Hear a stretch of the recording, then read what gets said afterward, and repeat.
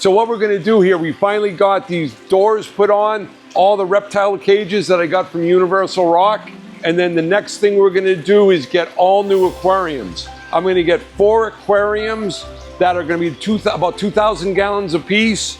They're gonna be 12 feet long by 8 feet wide by 3 feet deep. And it's gonna be assembled by Universal Rock, and it's gonna have all that great theming with all the stone. But first thing we gotta do is we gotta get the water clear. This tank here, the water is very clear, and I can see the fish really good. If I had a see-through panel, it would look great.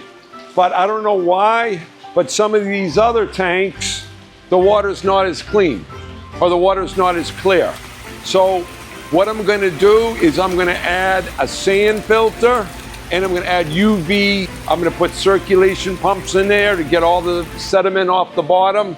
I may experiment with some sort of a biological filtration, and maybe even a wetland filter, because you see these sidewalls here are very ugly.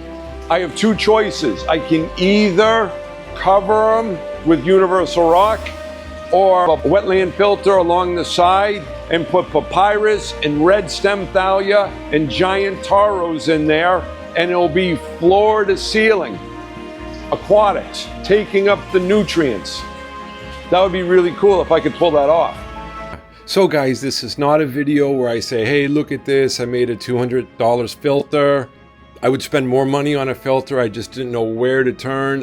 I went to Amazon, I bought an above ground sand filter for 120 bucks, and I bought a 55 watt UV sterilizer that was rated for ponds up to like 3,000 gallons, and that was $80.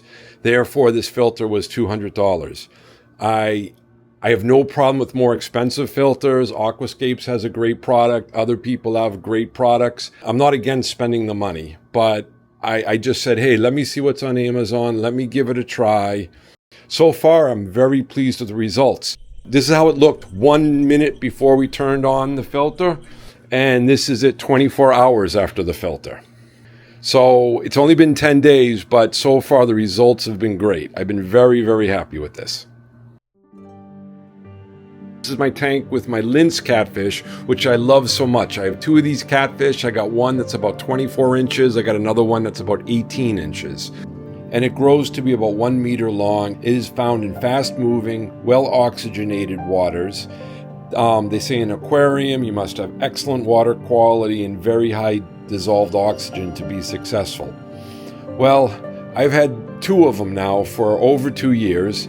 One is about 24 inches long, the other one is about 18 inches long.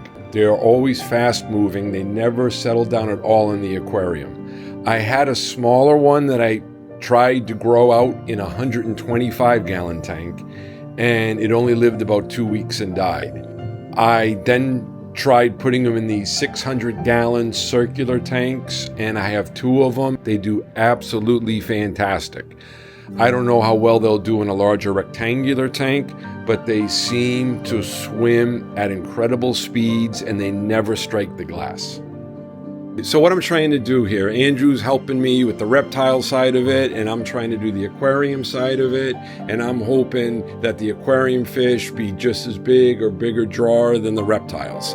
So we'll see how it goes. You know, Andrew comes to us from wild Florida. He worked with big American alligators, and he worked with big Nile crocodiles. This is a little bit of footage he recorded for me at Wild Florida.